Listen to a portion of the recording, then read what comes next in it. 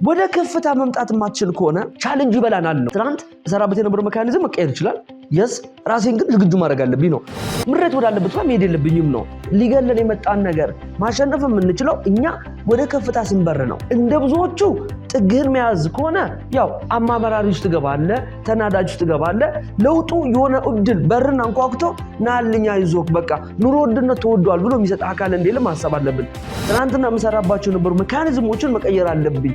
የእጥረት አስተሳሰብ ማንን አፍሌክት ያደርጓል? ኢኮኖሚው ላይ ረጃጅም ሰዓት የምተኛበት ነበር እንበል። አሁን ዛሬ እሱ ካልተደገመ ማለት የለብህም ነው። በቃ ለውጥ እንደ ዌቭ ነው እየመጣ ያለው።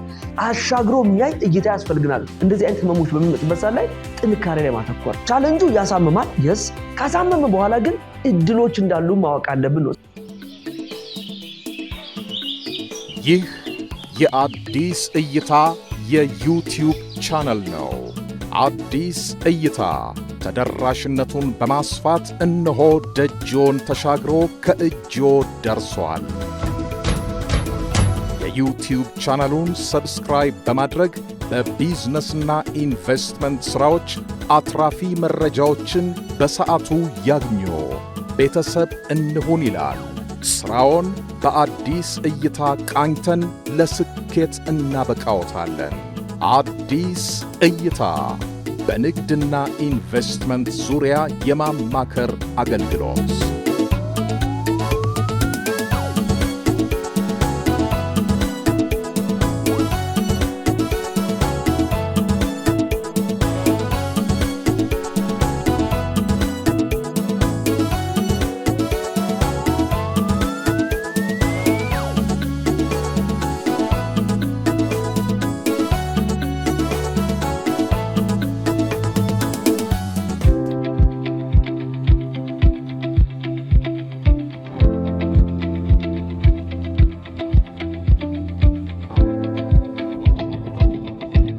በዓለማችን በየጊዜው በሚደረጉ የተለያዩ ጥናቶች እንደዚሁም በዓለማችን በምታስተናግዳቸው ከመጀመሪያ ኢቮሉሽናሪ ፐርስፔክቲቭ ስንመለከት በአብዛኛው ዓለም ራሱ የተመሰረተው በቀውስ ላይ ነው ማለት ይቻላል።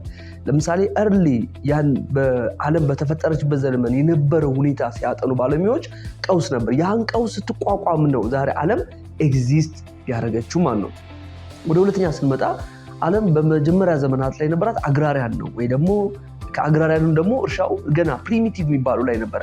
በብዙ ለውጥ በብዙ ህመሞች ውስጥ አልፋ ስትመጣ ዛሬ ዓለም ዛሬ ከኢንዱስትሪ አልፋ ወደ ኤአይ ዘመን ደረሰች ማለት ነው። እንግዲህ የኢንዱስትሪ አቦት ማለት እንግዲህ 50 ዓመት አልሞላውም። በጣም በፍጥነት እየጣለ የመጣው በንግዱም ዓለም ብትመጣ ያኔ የነበረበት የንግድ ስያሜና የአሰራር ዘይቤ ከጨው ለጨውና በእቃ ከነበረበት ወጥቶ ዛሬ እጅግ በጣም በተራቀቀ ወደ ቢትኮይን እና ወደ ዲጂታል እና አክሲዮን መሰል እየተገባና ይህ ምንድነው? አሁን የምናወራቸውን ነገሮች ብንመለከት እነዛ መነሻ ፍሬምወርኮች ናቸው። ዛሬ ዓለም የደረሰበት እናያለን። መሀል ላይ ምንድነው የተከሰተው ነው። እዛ ጋር ነው እዚህ ጋር በደንብ ማስተዋል ያለብን ነው።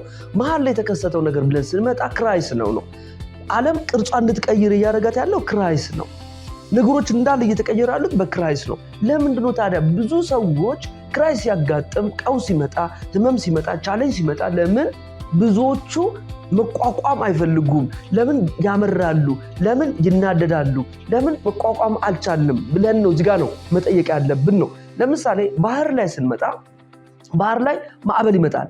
ማዕበል በሚመጣበት ሰዓት ላይ ብዙ መርከበኛ ወዲያውኑ በፍጥነት መርከቡን ወደ ወደብ ያስጠጋል። የሚገርመው ግን ቀውሱን የመጣውን የማዕበሉን ወይ ደግሞ ዌቭ ሲመጣ ልክ የመርከቡን አቅጣጫና ሸራ አስተካክለው ደግሞ ወደሚቀጥለው ምዕራፍ የሚሄደው ሰው ይህ ሰው ነው እድለኛ የሚባለው። ብዙ ጊዜ በማዕበሉ ላይ ወይ ደግሞ ቀውሱ ላይ ብዙዎቹ የሚያደርጉት ምርጫ ምንድነው? ወደ ጥግ ነው። ያ ማለት ራሳቸውን በቃ ይሄ ማዕበል ልለፈው ነው። ግን ማዕበል ውስጥ ያለውን እድል ማየት አንችልም። ማዕበል ውስጥ ያለው ያልታዩ ትልቅ በረከቶችን ማየት አንችልም ነው። ማዕበሉ መጥቶ ጥግ ላይ ያዘ ሰው ነው እባክህ ልስጥ አይልህም። ይሄ አይነት አካሄድ የለውም። ምንድነው የሚያደርገው? አብሮት ፋይት ላደረገው አብሮት ለተጓዘው ጋር ራሱን ሼፕ ያደረገውና ይቀይረውና ነው እድል የሚሆነውን እንደማለት ነው። ስለዚህ እኛ ምን ማድረግ አለብን ነው? ቀውስን ወደ እድል በሚደረገው ለውጥ ሂደት ውስጥ የምንመለከተው አንደኛ ራሳችን ቀውሱ እኛ እንደሚቀይረን ወይ ደግሞ ክራይሶቹ ወይ ደግሞ ህመሞቹ እኛ እንደሚለውጡን ምናችን በኋላ በደንብ እናየዋለን። ምናችን ይለውጠናል፣ ምናችንስ ይቀይራል እንመለከታለን። በአጭሩ ቀውሶች ወይ ደግሞ ክራይሶች ኢኮኖሚካል ክራይሶች የምንላቸው በአጭሩ ወጥተን ወደ ድል የምናመጣባቸው ናቸው።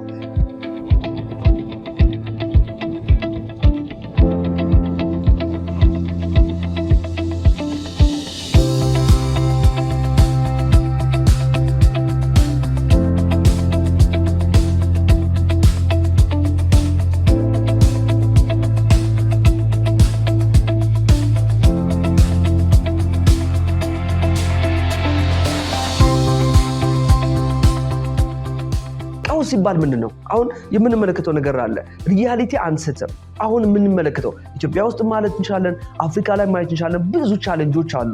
ያ ማለት ብዙ ቻሌንጆች ለምሳሌ የምናያቸው ንግዶች ለምሳሌ ሰዎች ትናንትና ከሚሰሩበት የንግድ የአሰራር ዘይቤ ኢትዮጵያ ውስጥ እየተቀየረ ነው ያለው። አሁን እየተቀየረ ያለበትን ዘይቤ መቀበል ስለሚያቅተን ወይ ደግሞ እምቢ ስለሚለን ሰውነታችን ብዙ ሰዎች እያማረሩ ነው። ለምን እንደዚህ ይሆናል? ለምን እንደዛ አይሆንም? ለምን አሁን የሆኑ ያሉ ነገሮች እንደዛኛው ጊዜ ለምን አይሆንም የሚሉ ትግሎች አሉ። እዚህ ጋር እንደ አዲስ እይታ የምንሰጣቸው ሀሳቦች አሉ። ያ ሆነ ማለት ወደዛኛው ጊዜ እንመለስ ማለት ነው። ይሄ ነው መልእክቱ። አይምሮ እያደገ ነው። ዘመን እያደገ ነው። ሁሌ በየቀኑ ብዙ ነርቭ ሴላችን እየሞተ እየተነሳ ነው። ኒውሮን ኮኔክት እያደረግን ነው። ያ ማለት አዳዲስ እይታዎች ያስፈልጉናል። ስለዚህ እንዲህ በሆነበት ዓለም ላይ እኔ ትናንትና ዳቦ ቤት ሰራበት የነበረው መንገድ ዛሬ ልስራ ብሎ መነሳት ኃጢአትም ነው የሚሆነው። ትናንትና የምሰራበት የነበረው መንገድ ዘይቤ ኤቭሪ ነገር ዛሬ ላድርጎ ብሎ መነሳት ከጥፋትም በላይ ትልቅ ጥፋት ነው። ስለዚህ ቀውስ እንዲህ ከሆነ ምን እናድርግ? ራሳችን ዝግጁ ማድረግ አለብን። ምን ማለት ነው ቀውስ? ቀውስ 3 የለውጥ አቅጣጫዎች ያመላክታል። አንደኛው የዲያግኖስቲክ ቱል ነው። ማለት ብዙ ጊዜ ሰዎች ማናስተውለው ቀውሱ ሲመጣ፣ ንዴቱ ሲመጣ ኢኮኖሚካሊ ወደ ላይ ኑሮ ተወዷል፣ ገንዘብ የለም፣ አሁን የምንመለከታቸው ነገሮች በጣም ስራ አጥነት በዝቷል፣ ምሬቱ ይበዛል። በእነምንሄድባቸው አቅጣጫዎች ላይ የምንሳፈርባቸው ትራንስፖርቶች ላይ ስለ ኢኮኖሚ ከተወራ ብዙ ሰው ነው የሚነሳው። ማለት ያ ማለት እየሳትን አይደለም። እኛም ትክክለኛ ያለው የምንመለከተው ነገር አለ። የስ ትክክል። ምክንያቱም ኢትዮጵያ ከዓለም ተገንጥላ አትወጣም። ሙቀቱ ይገባል ኢትዮጵያ ውስጥ ምንም። ለዛም አሁን ደግሞ ቀጥታ ነው የሚገባ። በፊት ዘጋም ነገር አድርገነው ነበረ። አሁን ደግሞ ክፍት ነው አየሩ፣ ቀጥታ ነው የሚገባ። ልክ ለምሳሌ እንበልና በፊት የ2006 አካባቢ ላይ የአሜሪካ ግሬት የሆነ ኢኮኖሚካል ክራይሲስ ያጋጥም በወቅቱ የተሰጠው ነበር። ምንድነው ኢትዮጵያ በተወሰነ መልኩ ክሎዝ ነበር ፖሊሲዋ፣ ብዙ አፌክት አላደረግንም። አሁን ኦፕነን ማለት አየሩ ይገባል። ስለዚህ ምን ማድረግ ይሻለናል ነው። ቶሎ ከዘመኑ ጋር መዘመን፣ ቶሎ ከነገሮች ጋር መውጣት አለብን ነው። እና ክራይስ ምን ያመላክታል ከተባለ የመጀመሪያ ዲያግኖስቲክ ነው። ልክ እንደ ላቦራቶሪ መለኪያ ነው። መለኪያ ማለት ከዚህ ቀደም ተሰራበት የነበረውን መንገድ ቀይር ማለት ነው። ሌላ አይደለም። ከዚህ ቀደም ታደርገው የነበሩ አክሽኖችን ለውጥ ማለት ሌላ አይደለም። ልክ አሁን ነው ሕክምና ስገባ አመመኝ ትላለህ። ዶክተር ምንድነው የሚሰራው? ደም፣ ሽንት እያለ የተለያዩ አይነት ቱሎች ይሰጥሃል። የሚገርመው አስተውለው ከሆነ ሁሉም ሴም ዝም ብሎ አይሰጥህም። ምንድነው የሚያደርገው? ሆዴን አመመኝ ስትልና ሌላ ፓርትን አመመኝ ስትል እኩል ምን የለውም፣ ቱል የለውም፣ ዲያግኖስቲክ ቱል የለውም። ሴም እዚህ ጋር የምናስተውለው ህመሙ ሲመጣ እየነገረን ነው። አፍ አውጥቶ እየነገረን ነው። ማለት ትናንትና በ5,000 ብር ወይም በ10,000 ብር አግኝቼ ኑሬን መርቻለሁ፣ ቤተሰቦቼን መርቻለሁ፣ አካባቢ ላይ ሰዎችን ለውጭ ሊሆን ይችላለሁ። አሁንስ ነው ደወል መጣ፣ ተደወለ እንደማለት እኮ ነው። ስለዚህ ክራይስ ባይ ሰልፍ አንደኛው ሜካኒዝሙ ዲያግኖስቲክ ነው፣ መለኪያ ነው። ስለዚህ ምን እያለክ ነው? ተለወጥ እያለክ ነው። ሁለተኛ ምን እያሳየን ነው ከተባለ ጋፕ አናሊሲሱን እያሳየን ነው። ጋፕ አናሊሲሱ ማለት አንድ ትናንትና የነበሩ ነገሮችና አሁን ያሉ ክፍት ነገሩን እያሳየን ነው። በቃ አለቀ። ልክ ህመም መጣ፣ ትናንትና ቡና 10 ብር ጠጥተናል። ዛሬ ቡና 50 ብር ሲመጣ 50 ብር ለምን ሆነ ብለህ መበሳጨት ሳይሆን ያለብህ ጋፑን እያሳየክ ነው። ከየት ወዴት ሙቭ እያደረግን ጌጁን ለምን አንመለከተውም? ጌጁን ነው ማየት አለብን። ፍሮም 10 ብር 50 ብር ሲመጣ ኦኬ፣ አሁን 10 ብር እያለው በቀን 3 ጠጣ ነበረ።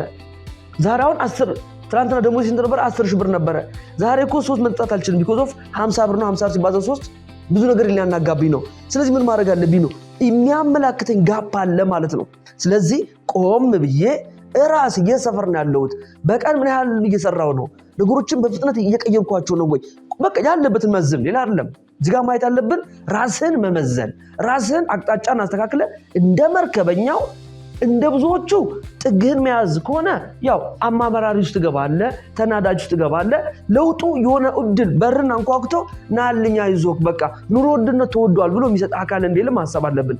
ሁለተኛው የሚጠቅመን ካለንበት እንድንነቃ ነው። ስለዚህ ለብዙ አድማጮቻችን ተመልካቾቻችን የምንጠይቀው እንዲህ አይነት ነገሮች ሲመጡ በክራይስት ውስጥ ራሳችን የምናጠነክርበት፣ ጡንቻ የሚፈረጥምበት፣ አይምሯችን የሚታደስበት ነው ብለን ወደሚቀጥለው ለመሄድ ዝግጁ ሆነን አለብን። አይ ካልክ አይ ባልክበት ሰዓት ላይ ይገና አክሰፕት ተቀበልከው። ምኑ ህመሙን የተቀበልከው ደግሞ ይውጣል ነው። ለምን እየመጣ ያለው እኮ ከኛ አእምሮ በላይ ስለሆነብን እኮ ነው እየጮኸ የነበረው። ስለዚህ ምን ማድረግ አለብን? እንዳይበላን እንዳይወስደን ብቻ ለመጠን ራሳችን ወደሚቀጥለው ምዕራፍ መምጣት አለብን። ታስዋይ አንዱ ጋፕ አናሊሲስ ስለሆነ ጋፕ አናሊሲሱን ለመረዳት መሞከር አለብን ነው። ሶስተኛ ምን ማድረግ አለብን ነው ዘመኑን ቀድመን ዋጅተን መገኘት። አሁን እዚህ ጋር ነው መቅደም ማለት። ሶስተኛ የቀውስ አቅጣጫ አመላካች የሚባለው ዘመኑ የሚፈልገውን ምልክት እየሰጠክ ነው። ለምሳሌ አንድ ሲኒ ቡና ከፈለክ 200 ብር አርግና የሚገዛን ሰው እጣ ነው። ያ ማለት ግን በ200 ብር ይዘህ ስትመጣ ግን ዘመኑን የዋጀ ይዘለት ልመጣ ይገባል። ለምሳሌ ጤና ተኮር ሁሉም ሰው ቡና እንዳይጠጣ ያደርገው ምንድነው? ጨጓራ አለ ልበለ። ለምሳሌ ጨጓራ ላለበት ሰው ቡና ይዘህ ብትመጣ 200 ብር ብትሸጥለት ይህ ሰው ሊጠጣ አይችልም? ይችላል እንደማለት ነው። አይ ለሁሉም ሰው አቨሬጅ ነው የምሸጠው ምኑን ጨምሬ ካልክ በዛኛው ጊዜ ነው። አይ አይደለም እኔ ለጤና ጨነቅልሃለሁ የሚሉ ቤቶች ሲመጡ ግን ይህ ምን ያመላክታል ማለት ነው? ከዘመኑ ጋር መዘመን። ለምሳሌ ጃፓን ጋር ስፔኖች ጋር ሌላ ጋር ብንመጣ ምንድነው የተስተዋለው ከተባለ ቡናን ቺንኪንግ ፓውደር እየተጠቀሙ ጨጓራ ያለበትን መሸጥ ይችላሉ። እኛ ሀገር ደግሞ ጥሬ ነው እየሸጥን ያለን አሁንም ማለት ነው። አሁን ጥሬ መሸጥ ማለት በተወሰነ መልኩ አሁንም ወደ ኋላ ብለናል እኮ። ጥሬውን ቆልተን መሸጥ እሺ፣ ሰከንድ ስቴፕ። ሶስተኛ ስቴፕ እኮ ጥሬውን ቆልተህ ፈጭተህ ላይክ ለሁሉም ታማሚም ጤነኛ ለሆነ ሰው መሸጥ ይቻላል ነው። ያ ማለት ቺንኪንግ ፓውደር ተጨምሮበት እንዲመች ማድረግ ይቻላል ለጤና ስለሚጠቅም እንበል። አሁን በዛ ሌቭል መምጣት እንድትችል ይረዳሃል ነው። ወደ ከፍታ መምጣት የማትችል ከሆነ ቻሌንጅ ይበላናል ነው። ወደ ከፍታ የምንመጣበት አመላካች እይታ አለው። እዚህ ጋር አንድ የምናየው ነገር ምንድነው? ኢግልን ማየት እንችላለን። ኢግል እና እባብ ይጣላሉ። በሚጣሉበት ሰዓት ላይ እባብ በጣም እንደሚያሸንፉ ያውቃል። ማንን? ኢግልን፣ ንስርን ማለት ነው። ንስር ምንድነው የሚያደርገው? ይገባዋል። እዛ መሬት ላይ ካለ ወደኋላ አሰራር የሚጠቀም ከሆነ ሊወርቅ፣ ሊመታ፣ ሊሞት እንደሚችል ይገነዘባል። ምንድነው የሚያደርገው? ኢግል እንደምንም ብሎ እባቡን ይዝና ወደ ላይ ነው የሚወጣው። ወደ ላይ በሚወጣበት ሰዓት ላይ ከፍታው ላይ ሲደርስ አውቶማቲካሊ መተንፈስ ያቅተውና ይሞታል። ማን? እባብ። አሁን እዛ ላይ ኤክስፐርቶች የሚያስቀምጡት ቦታ ስኔክሄት ወይ ደግሞ የሚሞትበት ሰዓት መቁረጫ ቦታ አለችው። ኢግል ወደ አባብ ዘ ስኔክ ላይን የምትባል ቦታ ላይ እዛ ድረስ ከሚወስደው ትግል ነው የሚሆንበት። ከዛ በኋላ ያለው ግን ትግል የለበትም ነው። ምንም ሳያታግለው አየር በማጣት ብቻ ይሞታል ነው። አስቡት፣ ሊገለን የመጣን ነገር ማሸነፍ የምንችለው እኛ ወደ ከፍታ ስንበር ነው። ወደ ከፍታ መብረር ማለት ምን ማለት ነው ማለት ከተባለ አንድ በአስተሳሰብ መምጠቅ አለብን። ነገሮችን ማየት አለብን። ትናንትና የምሰራባቸው የነበሩ ሜካኒዝሞችን መቀየር አለብኝ እንበል። አሁንም አስተሳሰባችን ማደግ፣ መለወጥ እና ከፍ ማለት ነው።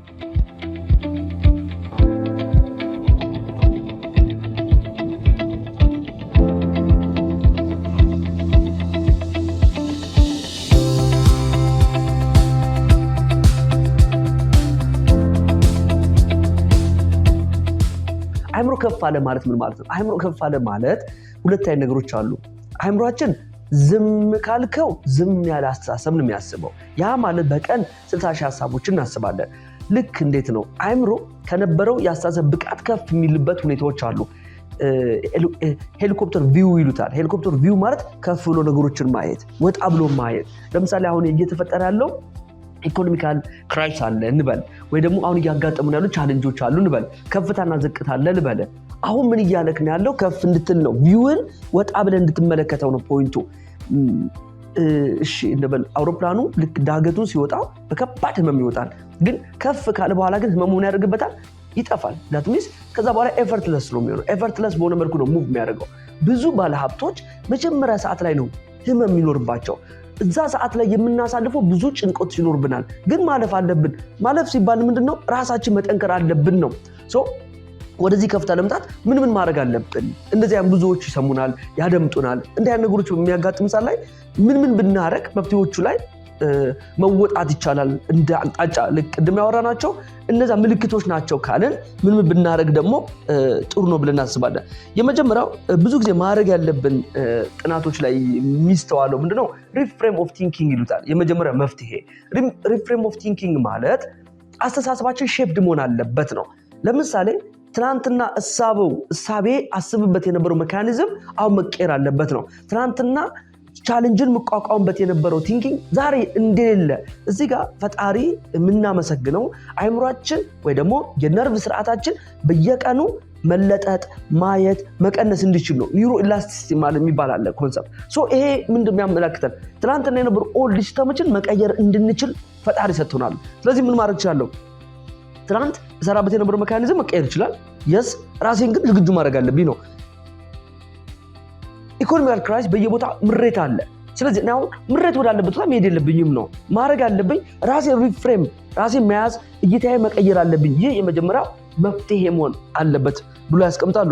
ሁለተኛ አጠገባችን ካሉት ቲሞች ጋራ ኮላቦሬት ማድረግ እና የምናደርገው ስትሬንግዝ ኮላቦሬሽን ይልና አጠገባችን ያሉ ሰዎች ጠንካራ ሰዎች ይሄንን የሚደግፉ መሆን አለባቸው። ያ ማለት ውድቀትን ሳይሆን አይሆንም ምሬቱ እንዲህ ነው አልክ ማለት ፈለክም አልፈለክም ኢነርጂክ ዳምፕ እያደረገ ነው የሚሄደው። ስለዚህ ምን ማድረግ አለብን ነው ቢያንስ ለውጡን የሚቀበሉ ክራይሱን ወደ እድል የሚቀይሩ ሰዎች ጋር ስትውል ነው ቢያንስ በቃ ይታለፋል እንበል እኮ ዓለም ላይ የተከሰተ ክስተቶች አሉ። አሜሪካ ላይ 1935 ላይ የግሬት ዲፕሬሽን ነበረ። ምንድነው የተከሰተው? በየቦታው ለዛም የነበሩ መፈክሮች ምን ይሉ ነበረ? አባቴ ሆይ ዳቦ ግዛልኝ ነበር የልጆቻቸው መፈክር ማለት። አሁን የቅርብ ጊዜ ደግሞ 2006 ላይም አለ ክራይስ አለባቸው። አሁን ምንድነው የሚያመላክተው? እንግዲህ አሜሪካ የምታከ ዛሬ ዓለም የምታንቀጠቅጥ የሆነ ዘመን ላይ አንቀጥቅጧታል ኢኮኖሚው። በኋላ ምንድነው የሆነው? ምሁሮቿ ምን ይላሉ? አይ ይሄን ዘመን መቀየር ምንችለው ተገነጠሉ ወጡ። እነ ፖዚቲቭ ቲንኪንግ ጸሐፊዎች እና ኖርማል ቪንሰንት እኮ የሰሩት ምንድነው በመላይ አሜሪካ ላይ ብዙ የፖዚቲቭ ንቅናቄ መጀመር እንዳለ በታመነ ከዛ በኋላ ሴሚናሮች ትምህርት ቤቶች ቋንቋው እንዲቀየር ማለት ሰው አፉ ላይ ቋንቋ መቀየር መጀመር አለበት። ለምን ኢኮኖሚካል እኮ ኖት ኦንሊ በኢኮኖሚ ብቻ አይደለም በፐርሰፕሽን አፌክት ይደረጋል ማለት እዚህ ጋር የኢኮኖሚስቶች የሚያምኑበት ኢኮኖሚ ባይሰልፍ ኖት ኦንሊ በኢኮኖሚ አፌክት የሚደረገው ፐርሰፕሽን ማለት ኑሮ ይወደዳል ስትል ይወደዳል እኮ አፌክት ያደርጋል። የኔ ፐርሰፕሽን ፐርሲቭ አልገዛም ስኬርሲቲ ውስጥ ልገባ ነው። ስለዚህ ማህበረሰቡ ላይ የሚፈጠው የስኬርሲቲ ሜንታሊቲ ወይ ደግሞ የእጥረት አስተሳሰብ ማንን አፌክት ያደርጋል? ኢኮኖሚው ላይ። ስለዚህ እነዚህ ኢኮኖሚው በእኛ ፐርሰፕሽን አፌክት የሚደረግ ከሆነ እኔ ምን ብዬ ባስብ ይሻላል ነው። በየሰዓቱ እየተለወጠ ነው ግድ የለም አጠገቤ ካሉ ሰዎች ጋር ግድ የለም የቀን ምርጥ ቀን እናደርገዋለን እያለን ከሄድን እውነት የተሻለ ነገር መሻገር ይቻላል ነው ሁለተኛ። ሶስተኛ ምን ብናደርግ ረዘም ያለ እይታ ያስፈልገናል። አዶፕት ሎንግ ቪው ይሉታል ማለት አጭር የሆነ እይታ አያስፈልግም።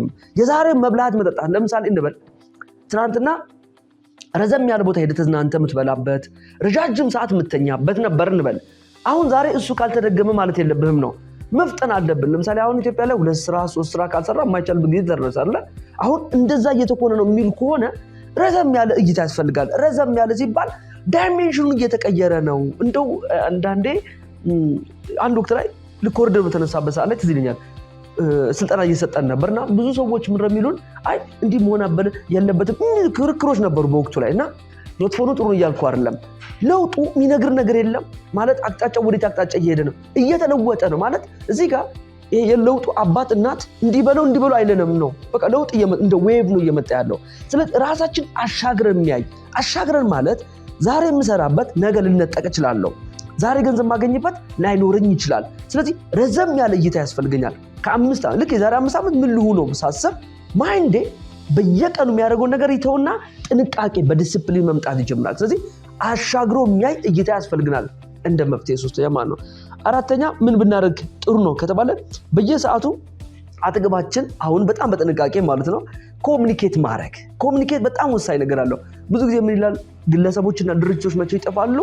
ራሳቸውን ህመሙን ይሸከሙትና ዘን መጨረሻ ላይ መቋቋም ሲያቅታቸው እሳቱን ይጥሉታል እና ያ በጣም አደገኛ ነው። እንደ ሀገርም በጥቂት ሰዎች ብቻ ከሆነ ያ መጥፎ ነው። የህመሙ ሁሉም ጋር መምጣት ማለት መንገር አለብን። አሁን እየሆነ ያለው ሪያሊቲ መተማመን ኮሙኒኬሽኑ ምን መምጣት አለበት? ኦነስት እና ግልጽነት። ለምሳሌ በድርጅት ህመም አለ ልበል የገንዘብ እጥረት አለ እንበል፣ ክራይስ መጥቷል አለ እንበል። በዚህ ሰዓት ምንድነው መባባል ያለብን? እንዲህ ያን ነገሮች ቻሌንጆች አሉ፣ ኑሮ ውድነቱ አለ፣ እንዲህ አለ ብሎ ማሳመን። ያ ምን ጥቅም አለው? ሲነርጂ መፍጠር እንችላለን ማለት። ብዙ ጊዜ ሰዎች ማናስተውለው ሰው በገንዘብ ማይረዳኝ ከሆነ ለምን ሚስጥሬን ነግረዋለሁ፣ ድርጅትም ከሆነ ለምን መረጃዎችን እሰጣለሁ ነው የሚለው። ግን አይደለም። በጣም የተጠናው ጥናት አንድ ምንድነው የሚለው? ሁለት ወይም ሰዎች በግልጽ ስለ አንድ ጉዳይ ከተጨነቁ ይላል አራተኛ ጓደኛ ቢኖራቸው ባይደርስም እዛ አካባቢ ካለ የነሱ ያወሩትን ሐሳብን እሱ ላይ ተጽዕኖ መፍጠር ይጀምራል። ያ ሲነርጂ ወይ ደግሞ ሲንክ ያደርግበታል። ከዛ በኋላስ ልክ አጠገባቸው ሲመጣ አብሮ እሱም የመፍትሄው አካል ነው የሚሆነው።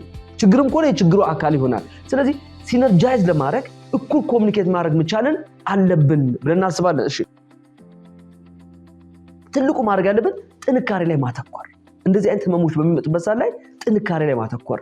እኔ እንደ ድርጅት ከዚህ ቀደም ምን ሰርቻለሁ? ከዛ ቅድም ብለን ነበረ ህመም ሲመጣ ህመም አመላካች ነው። ከዚህ ቀደም ያልሰራውን ስራ ነው የሚያመላክተ። እዚህ ጋር አሁን እንደ አዲስ እይታ እኛ የሚያጋጥሙን ችግሮች አሉ። ኢምፖርት እናደርጋለን። ኢምፖርት በምናደርግበት ሰዓት ላይ በጣም በርካታ እቃዎችን ኢምፖርት አደረግን አንድ ወቅት ላይ ዘን አንድ ያላየነው እንዳጋጣሚ አንድ ሁለት ደንበኞች መጡና መሀል ላይ መፍጠን አለበት ይሄ ነገር እና እንዲፈጥን እንፈልጋለን ሲሉ ምን መጠቀም አለብን? ከተለመደው ከማምጣት ወይ ደግሞ በመልቲ ሞዳል የነበረው ወደ ዩኒ ሞዳል የሚባለው ገባን። ያ ማለት ቀጥታ እቃው ወደ ጅቡቲ ገብቶ እንዲፈጥን ይረዳል። እና በዚህ ሂደት ውስጥ ምንድነው ያየነው?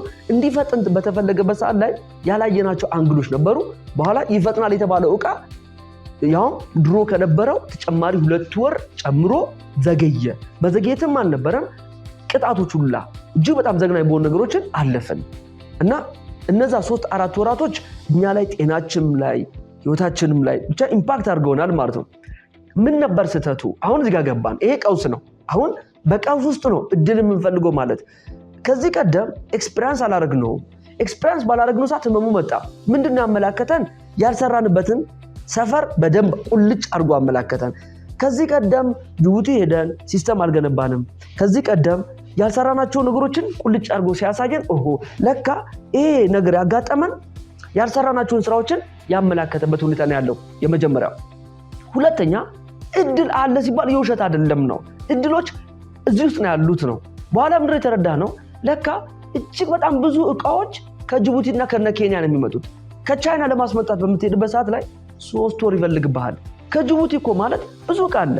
ለዛም እኛ ጋር ኢትዮጵያ ውስጥ የሃይላንድ ጥሬ እቃ በለው ኬሚካል በለው ብዙ እቃዎች ጅቡቲ ላይ አሉ። ለምሳሌ ማን ከዚህ ቀደም ይሄድ አልሄደም በእኛም በነበርንበት። በአጭሩ ምንድን ነበር ያየነው?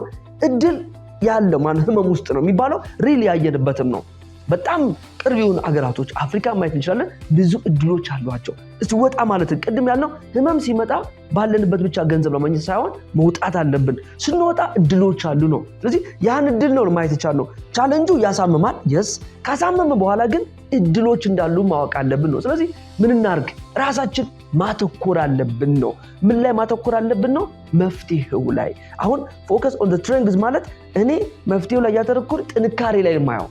አዲስታ ከዚህ ቀደም ጠንካራ የነበረው ምንድን ነው? በማስተማር በኮንሰልተንሲ በጣም ጠንካራ ነው። አስተምሯል። ከራሱ አልፎ ሌሎች ሰዎች አምጥቷል። ስለዚህ ምን ማድረግ አለብን ነው? ጥንካሬ ላይ ማተኮር አለብን። ብዙ ጊዜ ምንድነው የምናደርገው? እንደ ክፍተት ብዙዎቹ ከጥንካሬ ይልቅ ድክመት ላይ ነው የሚያዩት። የሆነ ሰው መቶ ያሸብራቸዋል። ልክ እንዴት ነው?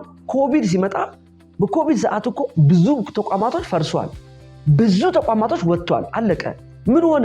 ኮቪዱ ለሆኑ ተቋማቶች ስፔሻሊ ለኦንላይን ቢዝነሶች ከፈተ። ይሄ ማለት ምንድነው? ህመም ውስጥ እድል ይዞ መጣ ነው። አሁንም በተመሳሳይ ኢትዮጵያ ውስጥ ህመም አለ። አዎ አንክድም እኮ፣ ግን ወደ እድል መቀየር እንችላለን እኮ። ይሄ ህመም ግን የኛ አይደለም፣ የዓለም ነው። አሁን ኢትዮጵያ ውስጥ ምን ወጥቶልናል? ሰሞኑ ላይ የፔፐር ባግ ሚል ፖሊሲ ወጥቷል። መንግስት አካባቢያችንን አጽዳ ሲል ሰኔ ወር ላይ ዓለም ነው እኮ ኢትዮጵያ አይደለችም። ሰኔ ወር ላይ በዩኤን ውስጥ ፌስታልን ባን ማድረግ አለብን በመላ ዓለም የሚሉ ክርክሮች ናቸው። ያ ማለት ገና አሉ። የተወሰኑ ሀገራቶች ተቀብለውታል፣ የተወሰኑ ሀገራቶች አልተቀበሉ። ክርክር ላይ ነው ያለው። አሁንም እንግዲህ ተመልክቱ፣ ኢትዮጵያ ተገንጥላ አትወጣም። ያ ስለገባት መታ ተግባራዊ እያደረገች ነው ያለችው። ስለዚህ የዚህን ክራይሲስ እንመልከት። ፌስታል ላይ ያለውን ህመም ወደ ፔፐር ባግ አመጣው። ፔፐር ባግ ማለት እድል ይዞ መጣ ማለት። ስለዚህ ህመም ውስጥ እድል እንዳለ ማየት መቻል አለብን ነው። ሰው በተቻለ መጠን ራሳችን በማጠንከር ወደምንፈልገው መምጣት እንችላለን ነው። እንግዲህ የምንለው እንደ አዲስ እይታ ክራይሲስን ወይ ደግሞ ቀውስን ወደ እድል መቀየር አለብን ነው። ቀውስን ወደ እድል መቀየር ይቻላል ወይ? አዎ ይቻላል፣ ዝግጁ ለሆነ ሰው። ካልሆን ዝግጁ ካልሆን ግን ይሰብረናል። እንዳይሰብረን መዘጋጀት አለብን። ከተዘጋጀን ደግሞ የምርም ያማረ ውጤት እናመጣለን ነው። ዛሬ ማሳያ የምንላቸው ሀገራቶች ሲንጋፖር በዓለማችን ጠንካራ ኢኮኖሚ ገንብታለች። ሲንጋፖር ማለት ትንሽ ሀገር የምትባል ነች። ሲንጋፖር ማለት የነ ቻይና የነ ህንድ የመሳሰሉት ይወጣጣል። ዛሬ ሲንጋፖር ምልክትና ሞዴል የሆነችው ለምንድን ነው ከተባለ ምርጥ ህመሟን ወደ እድል ቀየረች ነው። ሌላ አይደለም። ሲንጋፖር በዓለም ላይ ልዩነት የፈጠረችበት ሌላ ሩቅ ሳንሄድ ጠንካራ ማህበረሰብ ፈጠረች። የፈጠረችበትን ህመሙን ነው ወደ እድል። ህመም ማለት የነበራት ወርቅ መቆፈር አልችልም አለች። ያላት ሰርቪስ ነው። ስለዚህ ሰርቪስን ልሽጥ፣ በቃ አለቀ። አሁን ኢትዮጵያም እያደረግን ያለው እንደማለት ነው። ስለዚህ ያለንን እንሽጥ በቃ። ልክ እንዴት ነው እኔ ህመም ሲመጣ ህመሙን ወደ እድል መቀየር አለብኝ ካልኩኝ ያለኝ ምንድን ነው? ቤስት ምን አለኝ? እውቀት አለኝ፣ ክህሎት አለኝ ከሆነ እሱን መሸጥ። እያንዳንዱ ሰው ችሎታውን ዳይቨርሲፋይ ማድረግ አለበት። ኢትዮጵያ ብቻ እየሸጠ ካለ ምን አፍሪካ ሄዶ አይሸጥም? ኬንያ ጎረቤት ሀገር ነው ሄዶ አንሸጥም? ኡጋንዳ ብዙ ቦታ መገኘት ይችላል። ራስን አንድ ቦታ ነው እዚህ ነው ካልከው ግን በቃ እዛ ቦታ ነው። እዛ ቦታ ሆነክ ደግሞ መቋቋም አትችልም። ስለዚህ አዳዲስ አይቦቻችን መፈለግ አለብን ማለት ነው። እግዚአብሔር ይስጥ።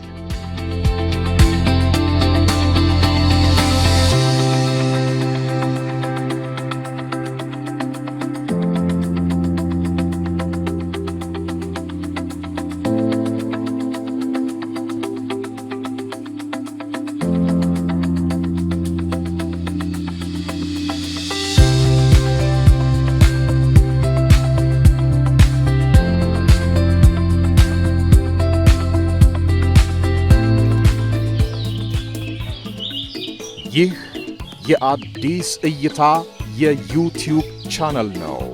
አዲስ እይታ ተደራሽነቱን በማስፋት እነሆ ደጅዎን ተሻግሮ ከእጅዎ ደርሷል። የዩቲዩብ ቻናሉን ሰብስክራይብ በማድረግ በቢዝነስና ኢንቨስትመንት ሥራዎች አትራፊ መረጃዎችን በሰዓቱ ያግኙ። ቤተሰብ እንሁን ይላል። ሥራውን በአዲስ እይታ ቃኝተን ለስኬት እናበቃዎታለን። አዲስ እይታ በንግድና ኢንቨስትመንት ዙሪያ የማማከር አገልግሎት